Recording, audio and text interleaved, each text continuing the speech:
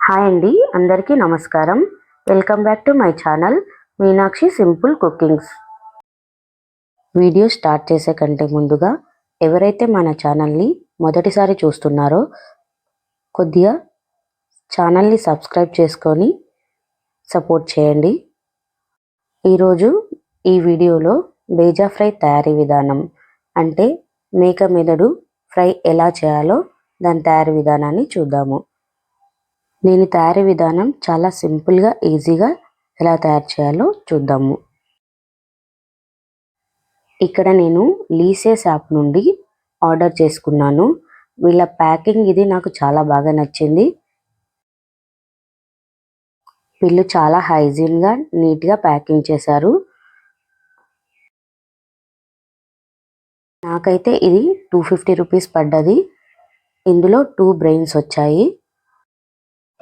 వీళ్ళ దగ్గర first order పైన 50% ఆఫర్ కూడా నడుస్తుంది. మీకు ఎవరికైనా కావాలంటే ఆర్డర్ చేసుకోవచ్చు.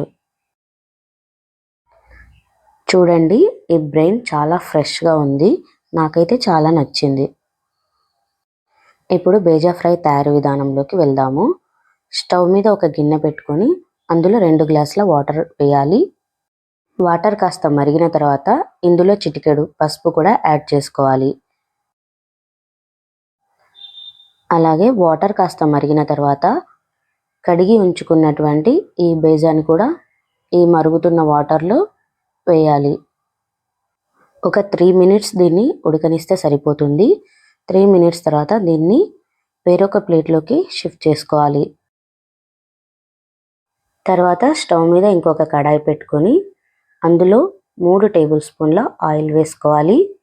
ఆయిల్ కాస్త వేడి అయిన తర్వాత సన్నగా తరిగి పెట్టుకున్నటువంటి ఆనియన్స్ ముక్కలు అలాగే పచ్చిమిర్చిని కూడా యాడ్ చేయాలి.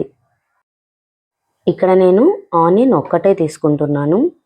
ఆనియన్స్ మరీ ఎక్కువగా వేస్తే ఫ్రై అనేది కాస్త తీయగా అయిపోతుంది, కాబట్టి ఒక్కటే సరిపోతుంది. తర్వాత అలాగే 2 కరివేపాకు రెమ్మల్ని కూడా ఇందులో వేసుకోవాలి. వీటన్నింటినీ ఒకసారి కలుపుకోవాలి.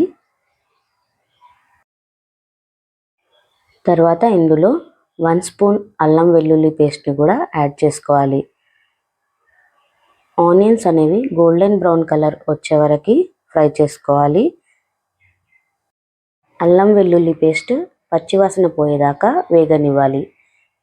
అలాగే ఇందులో 1/2 టీ స్పూన్ పసుపు కూడా యాడ్ చేస్తున్నాను.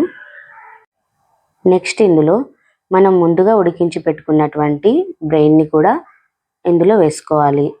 దీన్ని ఒకసారి మెల్లగా కలుపుకోవాలి. ఒక 2 నిమిషాలు ఫ్రై అయిన తర్వాత ఇంకొక సైడ్ కూడా దీన్ని ఇలా తిప్పుకోవాలి జాగ్రత్తగా. ఇలా రెండో పక్క కూడా ఇంకొక 2 నిమిషాలు దీన్ని ఫ్రై అవ్వనివ్వాలి. తర్వాత ఇందులో 1 టీ స్పూన్ సాల్ట్ అలాగే 1 స్పూన్ దాకా కారం యాడ్ చేసుకోవాలి. కారం ఎక్కువ తినే వాళ్ళు ఉంటే ఇంకాస్త ఎక్కువ కూడా యాడ్ చేసుకోవచ్చు. తర్వాత వీటన్నింటినీ ఇంకొక పక్క టర్న్ చేసుకోవాలి. ఇలా చేసుకోవడం వల్ల ఈ ఉప్పు కారం అనేది అన్నిటికీ ఈవెన్గా పడుతుంది. తర్వాత దీన్ని ఒక 2 ముక్కలుగా మధ్య మధ్యలో కట్ చేస్తున్నాను, ఎందుకంటే కారం అంతా బాగా కలవాలి కాబట్టి.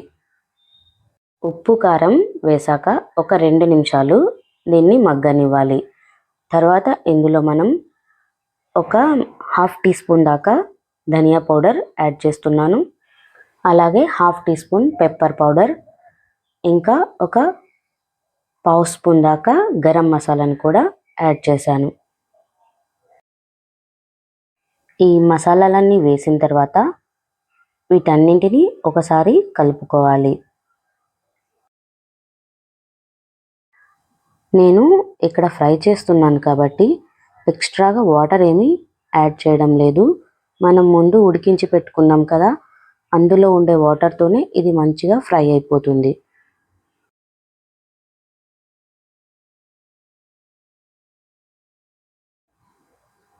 మసాలాలన్నీ వేసాక ఇలా ఆయిల్ పైకి తేలేదాకా మనం దీన్ని ఫ్రై చేసుకోవాలి. తర్వాత ఇందులోనే కొద్దిగా కొత్తిమీరని కూడా యాడ్ చేసుకోవాలి. దీంతో మనకు ఎంతో టేస్టీగా ఉండే బేజా ఫ్రై రెడీ అయిపోయింది. ఈ వీడియో కనుక మీకు నచ్చి ఉంటే ప్లీజ్ లైక్ చేయండి, షేర్ చేయండి, అలాగే నా ఛానల్ని సబ్స్క్రైబ్ కూడా చేసుకోండి. Thank you for watching this video.